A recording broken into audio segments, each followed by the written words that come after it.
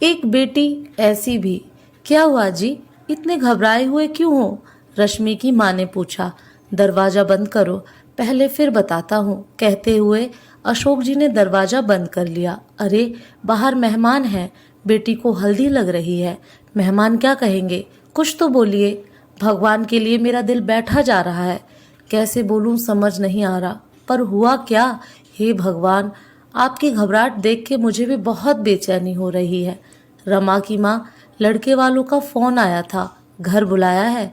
बोला जरूरी बात है। मुझे तो चारों तरफ सिर्फ अंधेरा ही दिख रहा है, कहीं उन्हें रमा का सच ना पता चल गया हो, फिर हम क्या करेंगे? हे भगवान, तीसरी बार शादी कट गई तो फिर हमारी बेटी घर पे ही रह जाएगी। 32 साल की हो गई है। रमा समाज में किसी को मुंह दिखाने लायक नहीं रहेंगे, और रमा तो पहले से ही शादी के खिलाफ थी। हे प्रभु, अब बस बहुत हुआ। कब तक उस गलती की सजा हम लोगों को देगा? अब तो ये अंधेरा हमारे जीवन से हटा दे। तुम चिंता न करो रमा की माँ, मैं अपनी बेटी के जीवन से उस अंधेरे को हटा के ही रहूंगा, बदले में चाहे जो कीमत चुकानी पड़े। मैं जाता हूँ, तुम यहाँ सब संभाल लेना, बस किसी को भी ये पता न चले। जी ठीक है, पर बात बिगड़े ना बस, रमा की माँ ने कहा।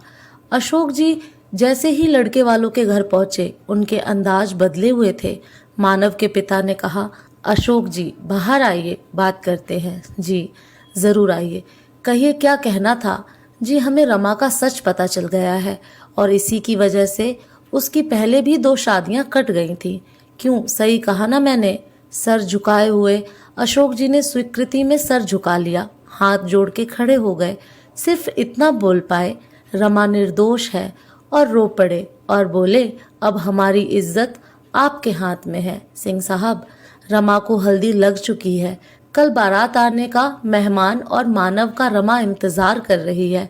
हाँ सही कहा आपने, पर हम भी मजबूर हैं, समाज ऐसी लड़कियों को कहाँ स्वीकार करता है। हमारी एक शर्त है, जो आप पूरी कर दें तो जी कहिए ना, मैं हर शर्त मानने को तैयार हूँ। ठीक है, फिर आप अपना बंगला हमारे बेटे के नाम कर दीजिए, और सड़क वाली जमीन भी।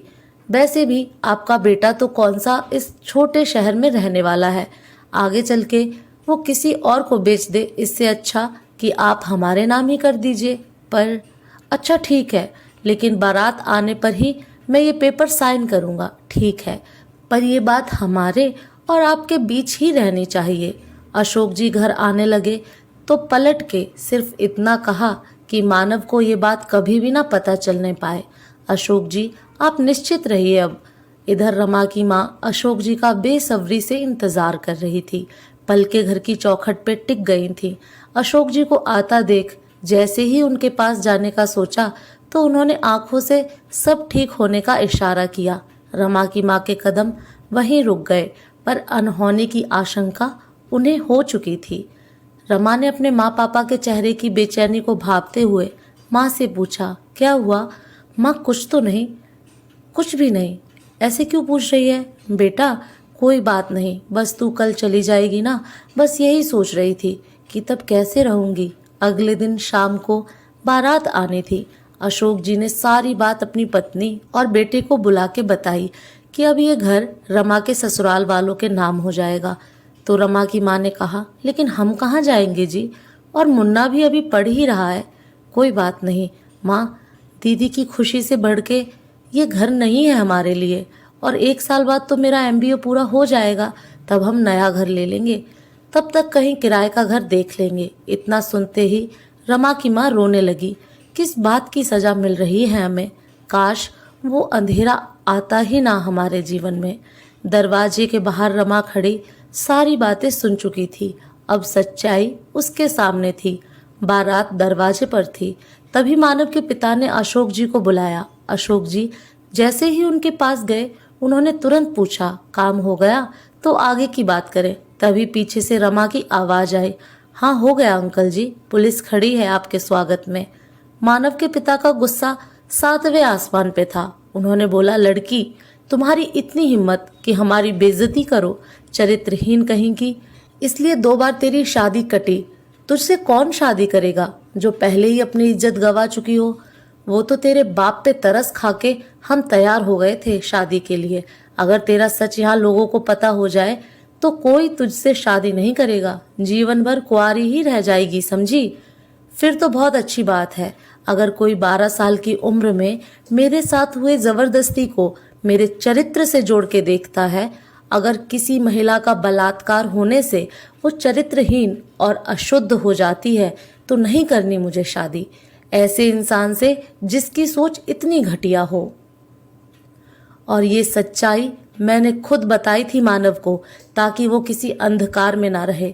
रिश्ते की शुरुआत सच से हो, पर मुझे नहीं पता था कि आप बाप बेटे सच जान के उसका ऐसा फायदा उठाएंगे। और हाँ, अब पुलिस को ये भी बता दीजिएगा कि मानव की पहली पत्नी 2 दिन में ही क्यों दुनिया छोड़ के चली गई थी।